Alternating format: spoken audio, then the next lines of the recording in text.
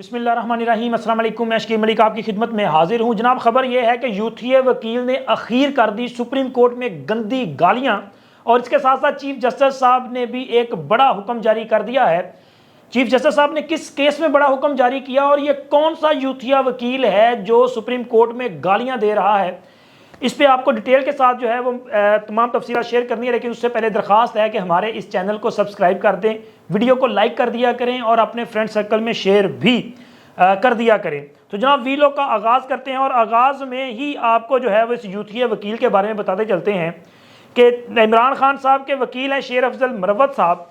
मसूफ़ के बारे में ये जो एक वो क्या कहते हैं, एक परसेप्शन बनता जा रहा है कि ये दलील, कानून की दलील कम देते हैं और हाथ से काम ज़्यादा लेते हैं, यानी कि ये लड़ाई झगड़ा बड़ा करते हैं। ये किसी टीवी शो में जाते हैं तो वहाँ पर अपने जो साथ बैठे हुए जो लोग हैं, सियासी मुखालफिन होना कोई बड़ी बात नहीं है, किसी का भी जो पॉइंट ऑफ व्यू है वो डिफरेंट हो सकता है। पॉइंट ऑफ व्यू को दलील के साथ आप गलत साबित करें, गाली के साथ ना करें। जब आप दलील के जवाब में गाली देंगे तो इसका मतलब है कि आप झूठे हैं, आपके पास सच साबित करने के लिए कोई दलील नहीं है। और तहरीक इंसाफ के लीडरान से लेके वकला तक और वकला से लेके इनके एक आम कारकुन तक, तमाम बदतमीज़ ब्रिगेड को भी इसमें शामिल कर लें तो जनाब इनमें से किसी के पास भी जो है फहमो फरासत कहीं दिखाई नहीं देती, क्योंकि ये दलील वाले लोग ही नहीं है। यार, दलील से बात करने के लिए अक्ल का होना ज़रूरी है, लेकिन ये कौम ऐसी है कि मेरा ख्याल है कि इनके पास अक्ल नहीं है, और इनके पास, जिसके पास अक्ल नहीं है उसके पास बर्दाश्त का मादा भी नहीं है। ये अदम बर्दाश्त के इस हद तक शिकार हैं कि एक से दूसरा सवाल करें तो जनाब इनका आपा जो है वो खो जाता है कहीं। ये भूल जाते हैं कि ये इंसान है, ये जानवरों जैसा रवैया इख्तियार कर लेते हैं और ऐसा ही करते हैं जो जानवर करते हैं। और ऐसी ही सूरत हाल आज सुप्रीम कोर्ट में एक बार फिर देखने में आई, जहाँ पे शेर अफजल मरवत साहब ने एक शख्स पे हमला कर दिया। शेर अफजल मरवत साहब और इनके जो जूनियर वकला हैं उन्होंने उस शख्स पर हमला किया, और वीडियो अब सोशल मीडिया पे काफ़ी वायरल है, जिसमें देखा जा सकता है कि ना सिर्फ उसकी मार पिटाई ये कर रहे हैं बल्कि गलीज गंदी गालियां भी दी जा रही हैं। इनको लोग जो है वो समझाने की कोशिश करते हैं, लेकिन वो यूथिया ही क्या जो समझ जाए, तो ये जनाब उससे मार रहे हैं। अब तक की इतलात के मुताबिक मज़कूरा शख्स जो है वो इनके खिलाफ दरख्वास्त लेके थाना सेक्रेटेरिएट पहुँच चुका है इस्लामाबाद, और कोशिश की जा रही है कि इनके खिलाफ मुकदमा दर्ज करवाया जाए। अब मुकदमा दर्ज होता है या नहीं होता ये अलग की बात है, लेकिन ये जो मिजाज है तहरीक इंसाफ का और इनके वकला का और इनके लोगों का, ये बुनियादी तौर पे इमरान खान की वो सियासी तरबियत का नतीजा है, जो वो पिछले क्लेम करते हैं कि मेरी 26 साल सियासी जद्दोजहद है। वो 26 साल सियासी जद्दोजहद में उन्होंने ओए तोए अपने मुखालफिन को जो जिस तरह बेइज्जत करने की कोशिश की और जिस बेहुदा अंदाज में और बद तहजीबी के अंदाज में उनको मुखातब किया, ये उसी का नतीजा है कि उनके मानने वाले इमरान खान के फॉलोअर्स जो हैं वो भी हर किसी के साथ इसी तरह हाथापाई करने पे आ जाते हैं, गालम गलोच पे आ जाते हैं, मार पीट पे आ जाते हैं। दलील का जवाब दलील से इनसे नहीं दिया जाता। इवन के आज मेरे एक दोस्त हैं जानने वाले, वो बता रहे थे कि वो आज ऑरेंज लाइन ट्रेन में सफ़र कर रहे थे तो उनके साथ एक बच्चा जो है वो यंग बच्चा था, वो भी उनके साथ वहीं पे खड़ा था। तो बातें शुरू होगी इमरान खान के हवाले से, तो उन्होंने सिर्फ इतना कहा कि बेटा, जिस चीज़ गाड़ी में तुम सफ़र कर रहे हो और बड़े वीआईपी अंदाज में और ये एसी लगा हुआ है, ये शहबाज शरीफ और नवाज शरीफ ने बनाया हुआ है। कोई एक प्रोजेक्ट ऐसा बताओ जो तुम्हारे लीडर इमरान खान ने बनाया हो। तो वो कहते हैं कि जो उसने कहा कि जनाब उन्होंने कौन सब अपने पल्ले से बनाया है, साढ़े पैसों का बनाया है। तो कहते हैं मैंने बड़े प्यार से कहा बेटा, क्या वो जो पैसा आपने नवाज शरीफ को दिया या मैंने नवाज शरीफ को दिया टैक्स की सूरत में, क्या इमरान खान को नहीं दिया था? क्या इमरान खान ने वो पैसा नहीं बतौर वज़ीर आज़म और उनकी हुकूमत में कलेक्ट किया गया? तो फिर उसने क्यों नहीं लगाया? तो जनाब उस बंदे के पास कोई जवाब नहीं था, उल्टा बस वो कहता। और जनाब अंकल जी, आपको समझ में नहीं आनी, लेकिन इमरान खान है और तहरीक इंसाफ सबसे अच्छी जमात है, इससे आगे मैं आपसे कोई बात नहीं करूँगा। यानी कि यार इनके पास दलील है कोई नहीं, इनके लीडर ने किया कुछ नहीं है। अब कोई बंदा इनसे पूछ ले तो वो जैसे कहते नहीं पूंछ पे पाँव आने वाली बात है, तो इनकी पूंछ पे आ जाता है पाँव, और उसके बाद जनाब ये पड़ जाते हैं जैसे कि आज शेर अफजल मरवत साहब पढ़े हैं, और वहाँ पे गंदी गालियाँ। और इन्होंने दो तरह के स्टांस इस मौके पे लिए हैं। एक तो इस झगड़े के बाद वहाँ पे मौजूद जो सहाफ़ी थे सुप्रीम कोर्ट में, उन्होंने कहा कि शेर अफजल साहब ये तो रूटीन ही बन गई, अब तो आप झगड़े ही करते रहते। उन्होंने कहा जी इस बंदे ने मुझे गाली दी, وہ کہتے ہیں اس بندے نے پہلے مجھے گالی دی اس لیے اس کی پٹائی کی. اچھا اس کیس کے بعد اسلام آباد سپریم کورٹ میں جو کیس تھا اس میں پیش ہونے کے بعد وہ ہائی کورٹ چلے گئے, چونکہ یہ جنگل میں آگ کی طرح پھیل چکی تھی بات. تو وہاں پہ صحافیوں نے جب ان سے پوچھا کہ مروت صاحب آج پھر جھگڑا ہو گیا آپ کا, تو انہوں نے کہا نہیں میرا جھگڑا نہیں ہوا, میرے جونیئر وکیل کو اس نے گالی دی اور میرا جونیئر وکیل اس کے ساتھ لڑائی کی ہے. اب آپ اس سے اندازہ لگا لیں کہ سچا کون ہوگا اور جھوٹا کون ہوگا. تو جناب یہ سپریم کورٹ کی حدود کے اندر اس طرح کی بد تہذیبی اور یہ گندا کام کیا جاتا ہے, اس طرح لوگوں پہ حملے کیے جاتے ہیں. کیا یہ سپریم کورٹ ہے یا کوئی ضلع کچہری ہے کہ جہاں پہ اس طرح وارداتیں ڈالی جاتی ہیں, جوڈیشل مجسٹریٹ کو کبھی روک لیا جاتا ہے؟ تو وکیلوں کے رویے وہاں پہ تو دیکھنے میں اس طرح کے ملتے تھے, کبھی ہائی کورٹ میں یا سپریم کورٹ میں یہ صورتحال نہیں ہوتی. لیکن اب اگر وہاں پہ یوتھیے وکیل یہ رویہ اپنائیں گے تو موجودہ چیف جسٹس صاحب جناب جسٹس قاضی فائز عیسیٰ صاحب پر لازم ہے, ضروری ہے کہ وہ اس معاملے کو دیکھیں, نوٹس لیں اس کا کہ آخر یہ سب کچھ کیوں کیا جا رہا ہے. کیا سپریم کورٹ میں جنگل کا قانون ہے کہ یہ جس کو چاہیں گے مار پیٹ کریں گے؟ ان سے پوچھا جانا چاہیے اور اس معاملے پہ ان کے خلاف چیف جسٹس صاحب کو سخت ایکشن لینا چاہیے. اور اب آتے ہیں جناب دوسری خبر کی طرف کہ جو چیف جسٹس صاحب نے بڑا حکم جاری کیا ہے. تو آپ کے علم میں ہوگا کہ سپریم کورٹ میں بہت سارے اہم معاملات جو کیسز ہیں وہ پینڈنگ ہیں.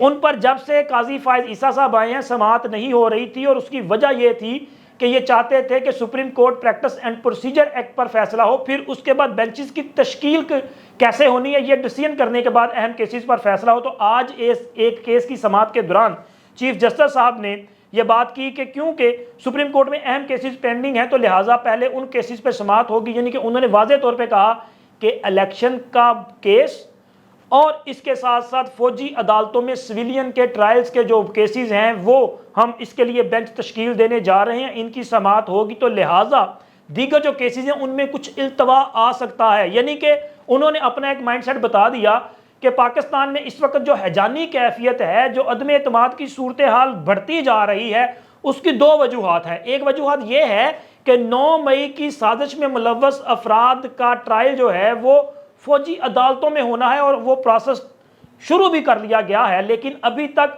اس حوالے سے دائر درخواستیں جو ہیں وہ سپریم کورٹ میں پینڈنگ ہیں, ان پر فیصلہ نہیں ہوا. تو یہ ایک ہیجانی کیفیت ہے کہ سویلین کا ٹرائل جو ہے وہ فوجی عدالتوں میں ہونے کے حوالے سے سپریم کورٹ کیا ڈیسیژن لیتی ہے, اس پر بھی انہوں نے اپنا مائنڈ سیٹ دے دیا کہ بہت جلد اس پہ فیصلہ آ جائے گا.